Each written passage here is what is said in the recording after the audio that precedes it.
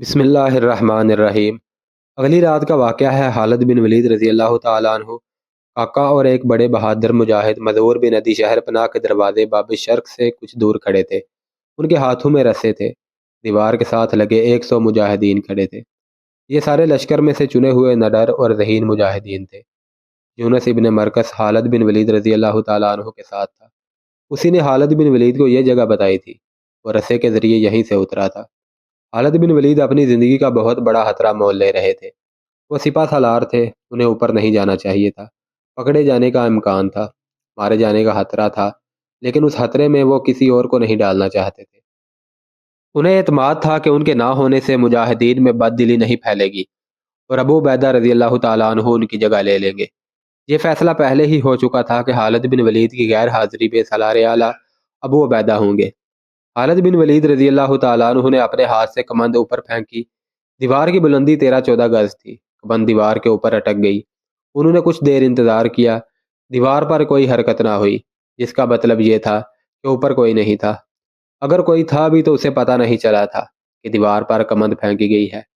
خالد بن ولید رضی اللہ تعالیٰ عنہ نے اپنے آپ کو مزید خطرے میں یوں ڈالا کہ سب سے پہلے خود کمند کے ذریعے اوپر گئے۔ ان کے پیچھے کاکا اور مذعور اوپر گئے۔ اوپر کوئی بھی نہیں تھا۔ دیوار کا یہ حصہ شہر سے کچھ دور تھا۔ شہر کی آوازوں سے پتہ چلتا تھا کہ لوگ جاگ رہے ہیں اور کسی تقریب میں مصروف ہیں۔ خالد بن ولید رضی اللہ تعالیٰ عنہ کو یقین آ گیا کہ یونس ابن مرکز انہیں دھوکہ نہیں دے رہا۔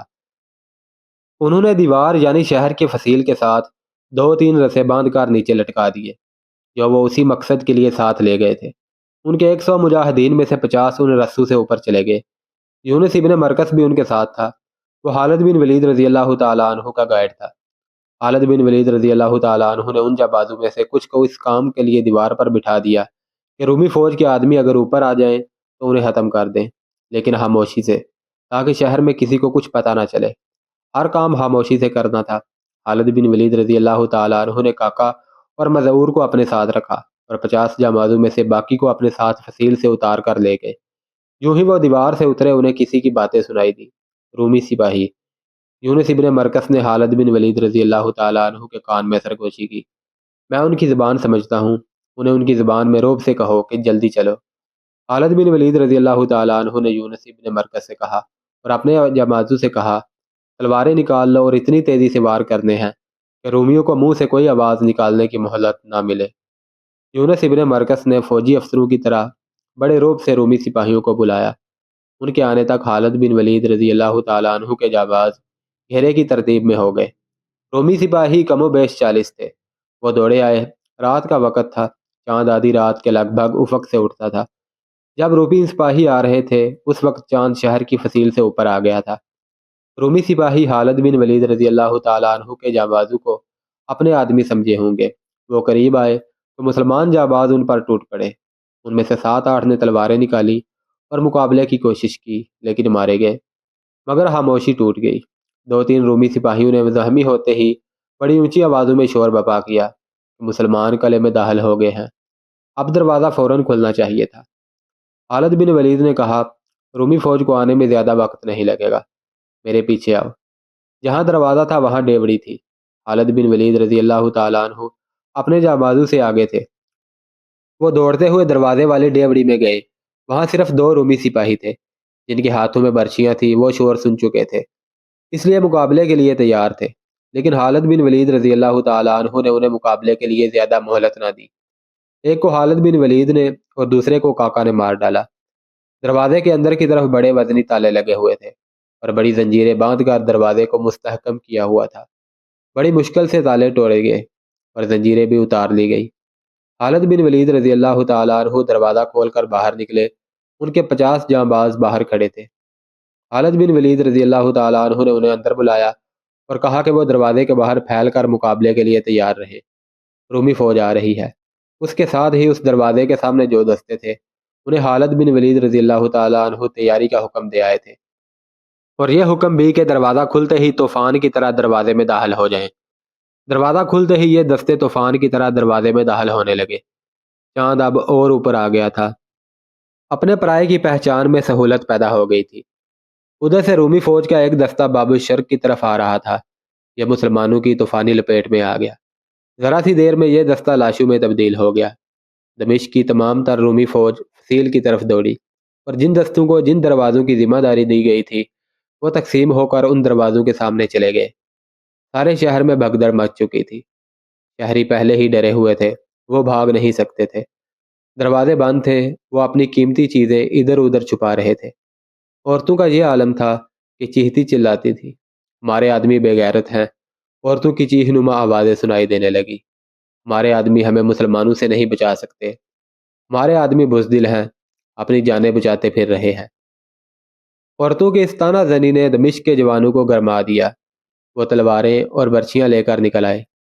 اس طرح رومی فوج کو سہارا مل گیا، لیکن خالد بن ولید رضی اللہ تعالیٰ عنہ کے دستے رومیوں پر حاوی ہو چکے تھے۔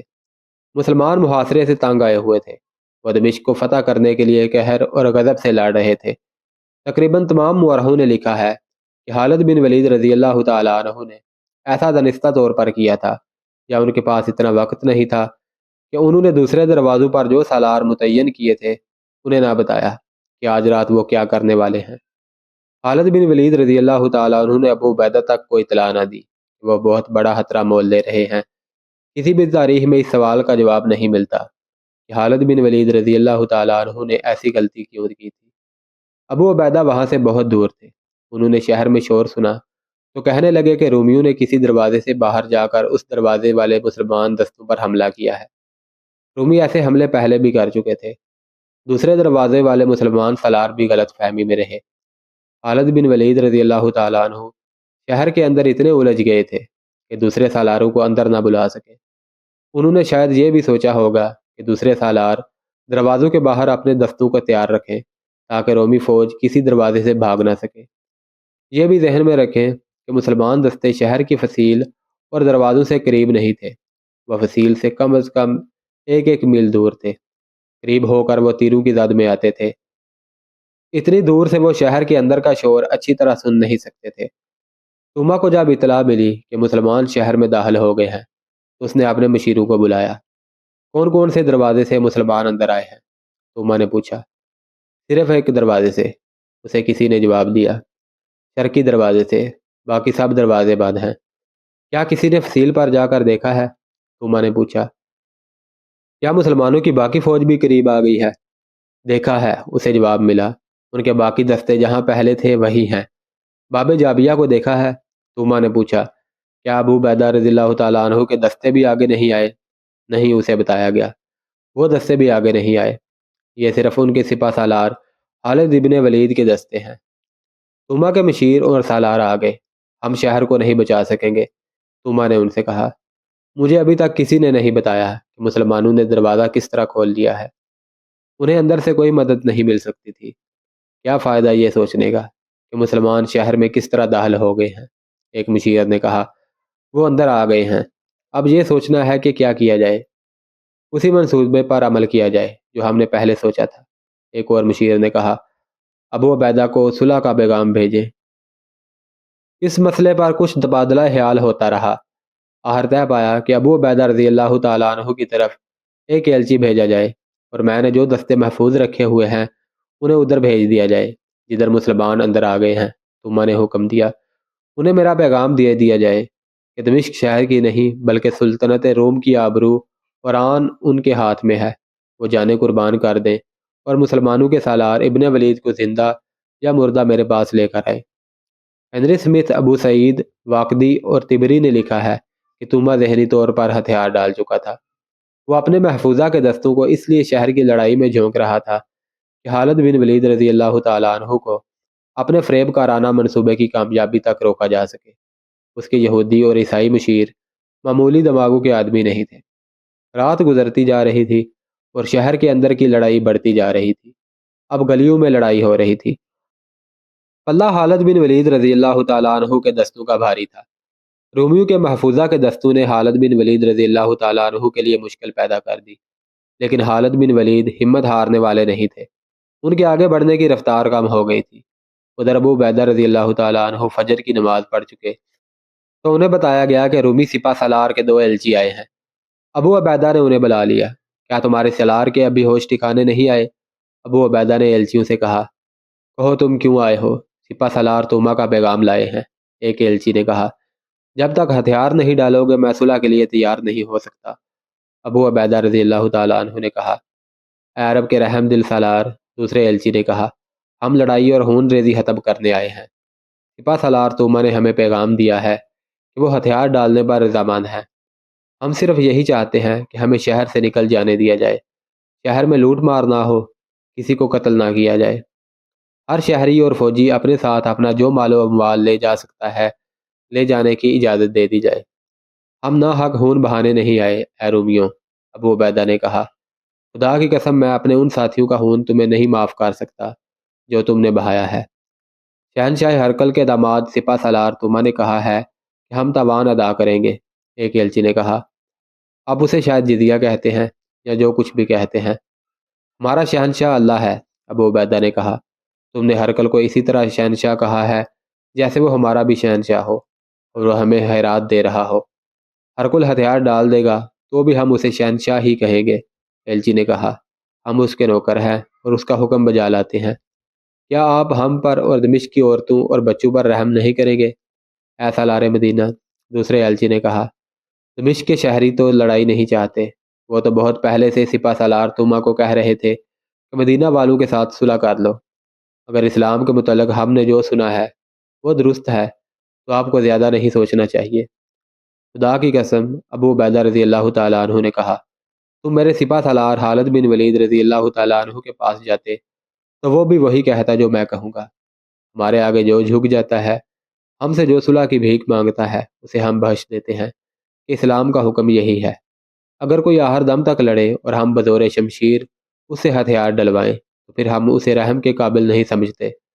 اس وقت خالد بن ولید رضی اللہ تعالیٰ عنہ شہر کے مشرقی حصے میں لڑ رہے تھے اور وہ رومی فوجیوں کا اور ان شہری جوانوں کا جو اپنی فوج کے دوش بدوش لڑ رہے تھے سوایہ کرتے جا رہے تھے۔ رومیوں کی فوج دوسرے دروازوں کے آگے بھی چلی گئی تھی۔ اس طرح یہ فوج تقسیم ہو کر کمزور ہو گئی تھی۔ اس سے خالد بن ولید رضی اللہ تعالیٰ عنہ نے بہت فائدہ اٹھایا۔ ادھر باب جابیہ کھل گیا اور ابو عبیدہ رضی اللہ تعالیٰ عنہ اپنے دستوں کے ساتھ توما کے ایلچیوں کی رہنمائی میں شہر میں داخل ہوئے۔ توما نے 3 اور دروازے کھول کر اعلان کرا دیا کہ صلح ہو گئی ہے اور رومی دمشق سے جا رہے ہیں۔ معاہدہ ہو گیا ہے، لوٹ مار نہیں ہوگی، مسلمان کسی شہری کو قتل نہیں کریں گے اور کسی عورت کو مسلمان اپنے قبضے میں نہیں لیں گے۔ غروب آفتاب میں کچھ وقت ابھی باقی تھا جب ابو عبیدہ رضی اللہ تعالیٰ عنہ شہر میں داخل ہوئے تھے۔ خود توما نے آگے بڑھ کر ابو عبیدہ کا استقبال کیا۔ توما کے ساتھ اس کا ایک سالار ہربیس بھی تھا، دمشق کا بڑا پادری بھی تھا۔ اے رومیوں، ابو عبیدہ رضی اللہ تعالیٰ عنہ نے توما اور ہربیس سے کہا، تم خوش قسمت ہو کہ تم نے خود ہی شہر ہمارے حوالے کر دیا ہے۔ اس سے تم نے اپنے آپ کو، اپنی فوج اور اپنے شہریوں کو بہت بڑی ذلت سے بچا لیا ہے، اور تم نے اپنے مال و اموال کو بھی بچا لیا ہے۔ اور یہ شور کیسا ہے؟ کیا کہیں لڑائی ہو رہی ہے؟ لوگ صلح کی خوشی میں شور و گل مچا رہے ہیں۔ توما نے جھوٹ بولا، وہ دیکھیں میری فوج دیوار کے ساتھ کھڑی ہے، سب کے ہتھیار زمین پر پڑے ہیں۔ اس وقت خالد بن ولید رضی اللہ تعالیٰ عنہ شہر کے اس حصے پر غالب آ چکے تھے جس میں رومی فوج کی 2-3 دستوں نے ان کا مقابلہ کیا تھا۔ اب خالد بن ولید رضی اللہ تعالیٰ عنہ بچ بچ کر آگے بڑھ رہے تھے۔ وہ حیران تھے کہ شہر کی باقی فوج ان کے مقابلے کے لیے کیوں نہیں آ رہی۔ اسے خالد بن ولید رضی اللہ تعالیٰ عنہ پھندا سمجھ رہے تھے۔ اسی خطرے کے پیش نظر وہ محتاط ہو کر آگے بڑھ رہے تھے۔ باہر سے ان کا رابطہ ٹوٹ گیا تھا۔ انہیں ایسی توقع نہیں تھی کہ دروازے کھل جائیں گے اور ان کی باقی فوج بھی اندر آ جائے گی۔ خالد بن ولید رضی اللہ تعالیٰ عنہ اپنے آپ کو بڑی ہی خطرناک صورتحال میں پھنسا ہوا محسوس کر رہے تھے۔ دمشق کے وسطی حصے میں شہر کا بڑا گرجا تھا جو کلیسا مریم کہلاتا تھا۔ ابو عبیدہ رضی اللہ تعالیٰ عنہ کو وہاں لے جایا جا رہا تھا۔ وہ گرجے کے قریب پہنچے ہی تھے کہ خالد بن ولید رضی اللہ تعالیٰ عنہ اپنے محافظوں کے ساتھ ادھر آ نکلے۔ انہوں نے ابو عبیدہ کو ایسے پرامن انداز سے توما وغیرہ کے ساتھ دیکھا کہ ان کی تلواریں نیام میں تھیں، تو خالد بن ولید رضی اللہ تعالیٰ عنہ پریشان ہو گئے۔ ابو عبیدہ نے خالد بن ولید اور ان کے محافظوں کو دیکھا۔ خالد بن ولید کے ہاتھ میں تلوار اور ڈھال تھی۔ تلوار خون سے لال تھی، دستے تک خون گیا ہوا تھا۔ خالد بن ولید پسینے میں نہائے ہوئے تھے اور ان کے کپڑوں پر خون کے بے شمار چھینٹے اور دھبے تھے۔ ان کا سانس پھولا ہوا تھا۔ خالد بن ولید رضی اللہ تعالیٰ عنہ کے محافظوں کی بھی حالت ویسی ہی تھی۔ اس میں کوئی شک نہیں تھا کہ خالد بن ولید لڑتے ہوئے یہاں تک پہنچے تھے۔ محافظوں کے پاس برچیاں تھیں جن کی انیاں جیسے خون میں سے نکالی گئی تھی۔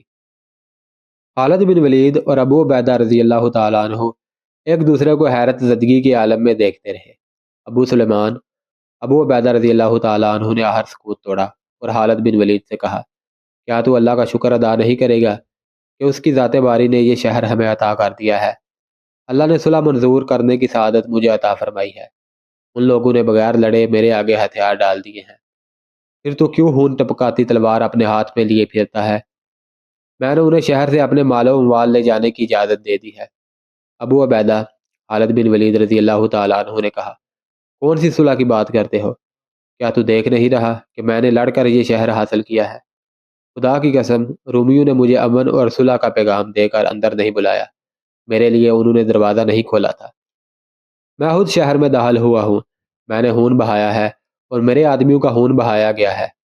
میں رومیوں کو یہ حق نہیں دے سکتا کہ یہ خیر و عافیت سے شہر سے نکل جائیں۔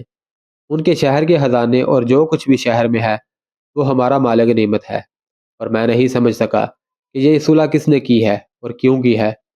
ابو سلیمان ابو عبیدہ رضی اللہ تعالیٰ عنہ نے کہا، میں اور میرے دستے پرامن طریقے سے شہر میں داخل ہوئے ہیں۔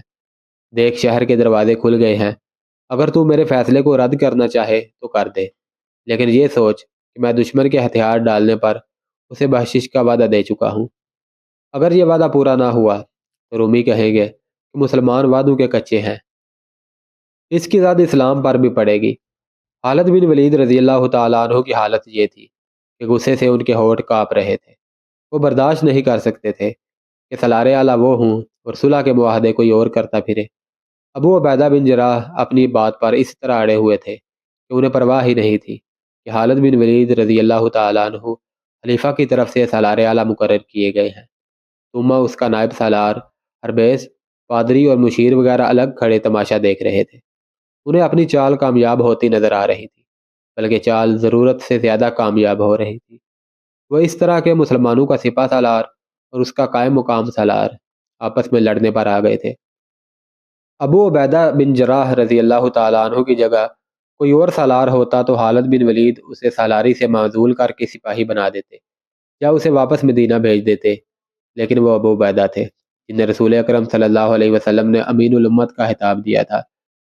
انہیں الاسرم بھی کہتے تھے کیونکہ ان کے سامنے کے دانت احد کی جنگ میں شہید ہوئے تھے۔ مشہور مورخ ابن قتیبہ اور واقدی نے لکھا ہے کہ رسول اللہ صلی اللہ علیہ وسلم کو ابو عبیدہ سے خاص محبت تھی۔ یہ بھی لکھا گیا ہے کہ ابو عبیدہ دانت والوں سے زیادہ ہوبرو لگتے تھے۔ ان کا زہد و تقویٰ ضرب المثل تھا۔ خلیفۃ المسلمین ابو بکر صدیق رضی اللہ تعالیٰ عنہ ان کا بہت احترام کرتے تھے اور مجاہدین ان کے اشارے پر جانے قربان کرنے کو تیار رہتے تھے۔ خالد بن ولید رضی اللہ تعالیٰ عنہ کے دل میں ابو عبیدہ کا اتنا ہی احترام تھا کہ میدان جنگ میں دونوں کی پہلی ملاقات ہوئی تو خالد بن ولید گھوڑے پر سوار نہیں تھے، ابو عبیدہ گھوڑے پر سوار تھے۔ خالد بن ولید چونکہ سالار اعلیٰ تھے، اس لیے ابو عبیدہ نے اتر کر خالد بن ولید سے ملنا چاہا، لیکن خالد بن ولید رضی اللہ تعالیٰ عنہ نے انہیں روک دیا اور کہا کہ میرے دل میں اپنے احترام کو قائم رکھیں۔ وہ ابو عبیدہ بن جراح اب خالد بن ولید سے پوچھے بغیر دشمن کے متعلق بڑا اہم فیصلہ کر بیٹھے اور اسے بدلنے پر آمادہ نہیں ہو رہے تھے۔ ابو عبیدہ عشرہ مبشرہ میں سے بھی تھے۔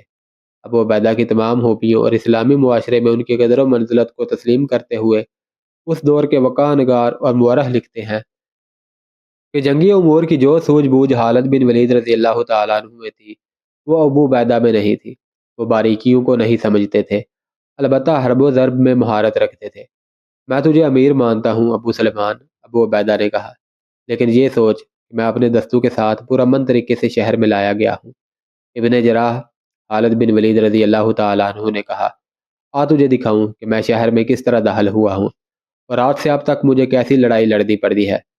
ان رومیوں نے دیکھا ہے کہ یہ لڑ نہیں سکتے اور میں شہر کی اینٹ سے اینٹ بجا دوں گا تو یہ تیرے پاس جا پہنچے، میں انہیں معاف نہیں کروں گا۔ ابو سلیمان ابو عبیدہ نے دبدبے سے کہا، کیا تو اللہ سے نہیں ڈرتا؟ میں نے انہیں اپنی پناہ میں لے لیا ہے، ان سے حفاظت کا وعدہ کر چکا ہوں۔ لیکن خالد بن ولید رضی اللہ تعالیٰ عنہ ابو عبیدہ کی بات ماننے پر آمادہ نہیں تھے۔ ابو سلیمان، ابو عبیدہ نے افسوس کے لہجے میں کہا، میں نے جب ان کی شرطیں سن کر انہیں حفاظت کا وعدہ دیا تھا اس وقت مجھے گمان تک نہ ہوا تھا کہ تو میرے فیصلے پر اعتراض کرے گا۔ میں یہ بھی نہیں جانتا تھا کہ تو لڑ رہا ہے۔ میں نے اپنے اللہ اور رسول صلی اللہ علیہ وسلم کے احکام کے مطابق اور انہی کے نام پر رومیوں کو بخش دیا ہے۔ سمجھ لے ابو سلیمان، میری بات سمجھ لے، مجھے بعد عہدی کا ارتکاب نہ کرنے دے۔ دونوں کے درمیان بحث چلتی رہی۔ خالد بن ولید رضی اللہ تعالیٰ عنہ کے محافظوں کو بھی غصہ آ گیا۔ وہ تلواریں سوت کر توما اور اس کے ساتھیوں پر جپٹے۔ وہ انہیں قتل کر دینا چاہتے تھے۔ انہیں کسی طرح شک ہو گیا تھا کہ یہ رومیوں کی چال ہے جو دو سالاروں کو لڑا رہی ہے۔ محافظوں نے توما وغیرہ پر حلہ بولا تو ابو عبیدہ دوڑ کر ان کے آگے ہو گئے۔ خبردار، ابو عبیدہ نے کہا، پہلے کچھ فیصلہ ہونے دو، یہ ابھی میری پناہ میں ہے اور تمہیں جب تک کوئی حکم نہیں ملتا تم کوئی حرکت نہیں کر سکتے۔ خالد بن ولید رضی اللہ تعالیٰ عنہ نے ابو عبیدہ کے اس حکم کو بھی برداشت کیا۔ خالد بن ولید رضی اللہ تعالیٰ عنہ کی موجودگی میں ابو عبیدہ کوئی حکم نہیں دے سکتے تھے۔ یہ صورتحال مسلمانوں کے لیے اچھی نہیں تھی۔ ایک غلطی تو خالد بن ولید سے ہوئی تھی کہ کمند پھینک کر شہر میں داخل ہونے جیسا خطرناک کام کر رہے تھے، مگر ابو عبیدہ رضی اللہ تعالیٰ عنہ کو اطلاع نہ دی، حالانکہ وہ خالد بن ولید رضی اللہ تعالیٰ عنہ کے قائم مقام سالار تھے۔ خالد بن ولید نے ان سالاروں میں سے کسی کو بھی نہ بتایا جو شہر کے دوسرے دروازوں کے سامنے اپنے دستوں کے ساتھ موجود تھے۔ اس کے بعد غلطی ابو عبیدہ رضی اللہ تعالیٰ عنہ کی تھی، جنہوں نے وہ فیصلہ کیا جو صرف سالار اعلیٰ کو کرنا چاہیے تھا۔ خالد بن ولید اور ابو عبیدہ رضی اللہ تعالیٰ عنہ کے درمیان یہ جھگڑا ان کی انا کا مسئلہ بان کر کوئی ناگوار صورت اختیار کر سکتا تھا، لیکن یہ اس دور کا واقعہ ہے جب مسلمان آپس کے کسی جھگڑے کو ذاتی مسئلہ نہیں بنایا کرتے تھے اور ان کے حاکم اپنے آپ کو آج کل کے حاکموں کی طرح نہیں سمجھا کرتے تھے۔ خالد بن ولید نے دوسرے سالاروں کو بلایا۔ اس وقت تک دوسرے دستے بھی شہر میں آ چکے تھے۔ سالار جب خالد بن ولید رضی اللہ تعالیٰ عنہ کے پاس آئے تو خالد بن ولید نے اپنا اور ابو عبیدہ رضی اللہ تعالیٰ عنہ کا جھگڑا ان کے آگے رکھ دیا۔